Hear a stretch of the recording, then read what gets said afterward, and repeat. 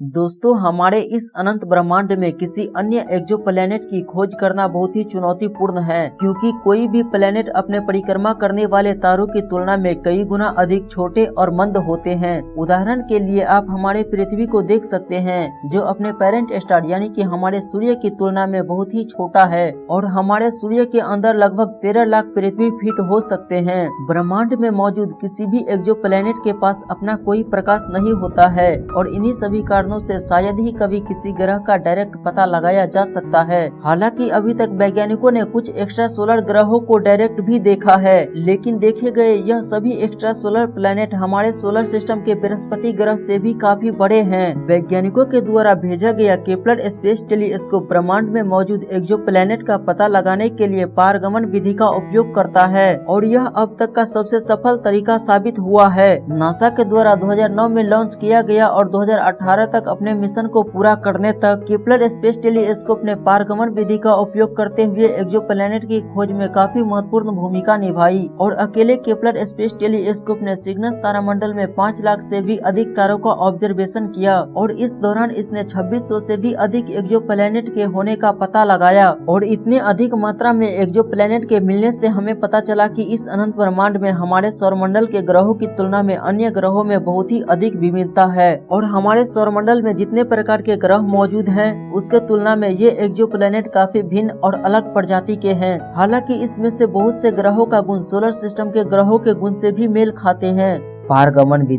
पारगमन विधि एक्सोप्लैनेट को खोजने की बहुत ही पुरानी विधि है। दरअसल इस विधि के अनुसार जब कोई ग्रह अपने स्टार की परिक्रमा कर रहा होता है तो उस दौरान वह उसके सामने से गुजरता है और जब कभी ऐसा होता है तो उस तारे से आने वाले प्रकाश में कमी आता है, जिससे वैज्ञानिक समझ जाते हैं कि इस तारा का चक्कर कोई ग्रह लगा रहा हो सकता है। पारगमन के दौरान तारे से आने वाले प्रकाश में बहुत ही कम कमी आता है, जिसका पता लगाने के लिए वैज्ञानिकों को बहुत ही अधिक दिक्कतों का सामना करना पड़ता है और उस तारे पर टेलीस्कोप द्वारा अपने मजबूत नजर बनाए रखने पड़ते हैं। और दोस्तों, इन तारों से आने वाले प्रकाश में कितनी कमी आती है, इसे आप नीचे के उदाहरण से समझ सकते हैं। यदि हमारे सूर्य के तारे के आकार के सामने से यदि कोई ग्रह गुजरता है जिसका आकार बृहस्पति ग्रह के जितना है, तो उस ग्रह के कारण तारे के प्रकाश की चमक में लगभग 1% की स्पष्ट कमी आएगी। किंतु यदि पृथ्वी के आकार का कोई ग्रह गुजरता है तो तारे से आने वाले प्रकाश में केवल 0.001% की ही कमी आएगी।